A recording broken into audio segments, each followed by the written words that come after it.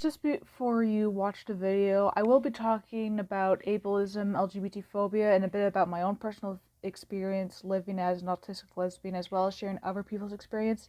Now that's all set in stone, let's just jump right into it. For a basic Google definition, a disability is a physical or medical condition that limits a person's movement, senses, or activities. You can either be born or develop a disorder later in life, depending on what disability it is. Living a disability can make life a little harder to go through, as it may take extra work and time. If you are curious that you or someone are close with might have a disability, please seek some sort of professional help. They are doctors that have been in for school for over more than 10 years. They can diagnose you properly. People faking disorders isn't a new thing, but I have seen it increase a lot lately. This is very harmful because it creates more stereotypes, and whenever an actual person with said disorders calls them out, they're the ones that are going to get harassed.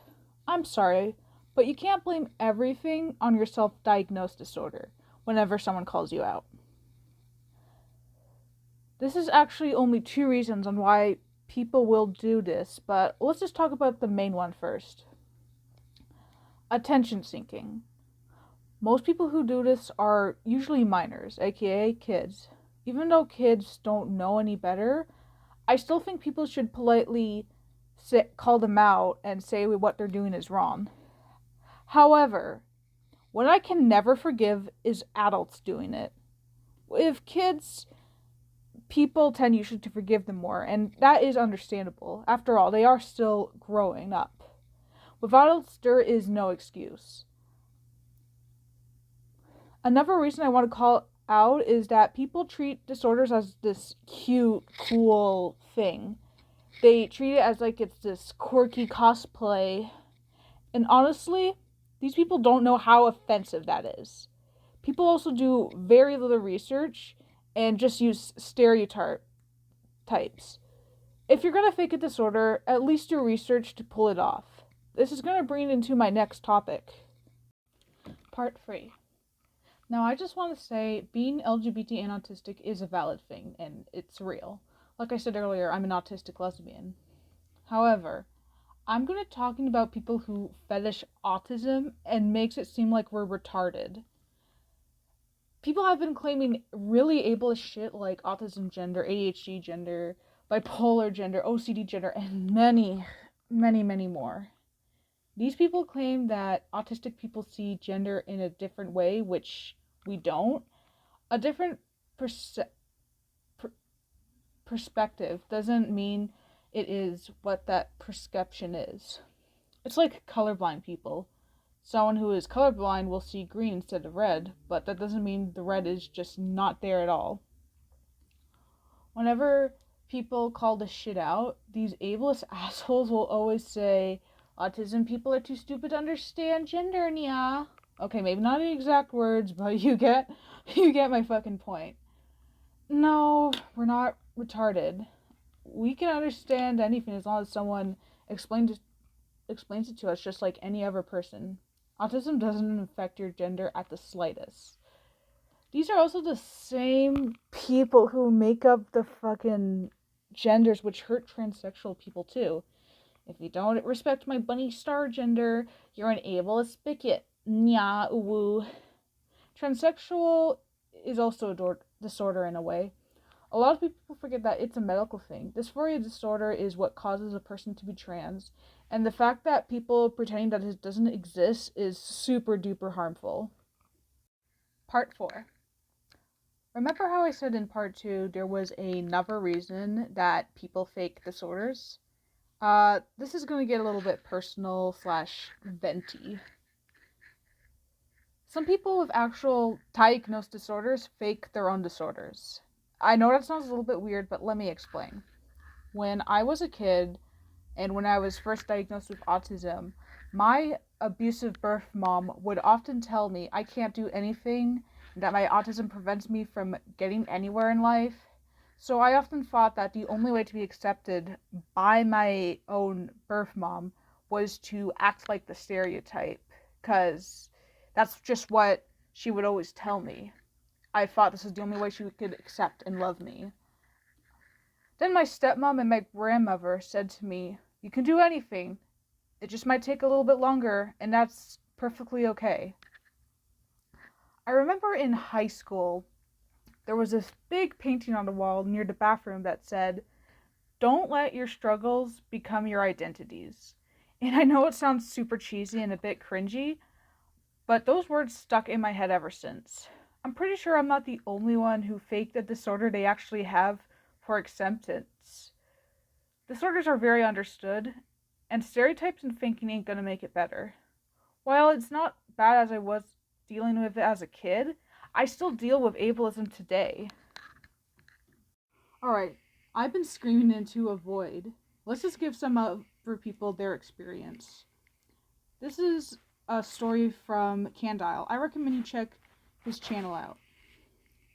There was a discussion about neopronouns. Someone named A claimed that not using neopronouns for other people was transphobic and ableist. I answered that neopronouns are difficult to learn for foreigners and people with speaking disorders. I also said that people love to use autism as an excuse to go by these neopronouns, while pretty much all autistic people I know who stumble upon these complain that they are confusing because autism often causes deflect with language. They answered that their quote-unquote autism friends didn't have difficulty learning how to use neopronouns, and that autism isn't that disabling. Sorry for laughing, I don't know why I laughed. I told them that if their friends were self-diagnosed with autism, they shouldn't be described as autistic. I asked them if any of their friends were professionally diagnosed. They then magically, quote-unquote, came out as autistic and said that they didn't have trouble learning how to use neopronouns. They also told me I don't have trouble learning them, and that I just happen to be lazy, transphobic, and ableist. I asked them if they happen to have a form of autism in which language isn't that much impact if their diagnosis happen to be either level 1 autism, like Asperger's, or atypical autism. They answered functioning labels are outdated and didn't tell me what their diagnosis was. The next experience is by Civil Sunset 22.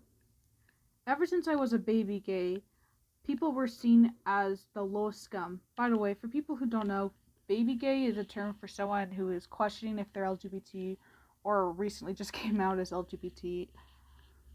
Keep in mind that population is low where I live.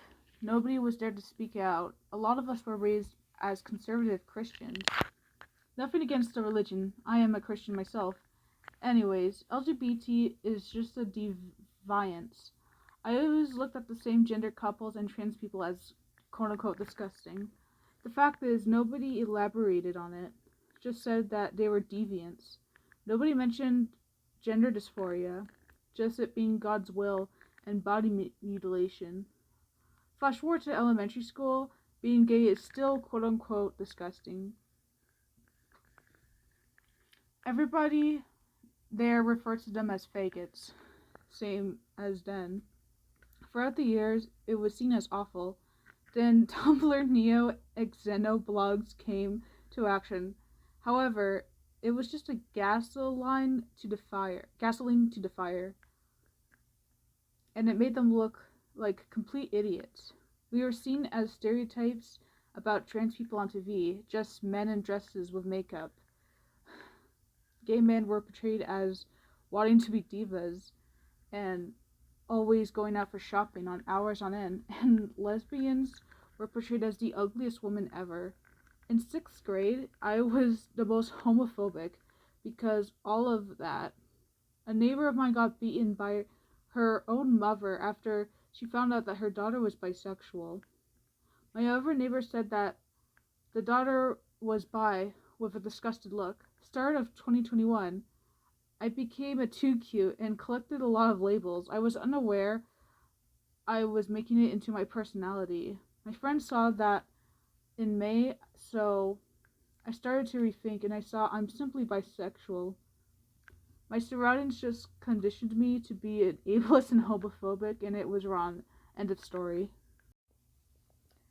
Before this video ends, I'm going to be promoting 2 hashtag movements.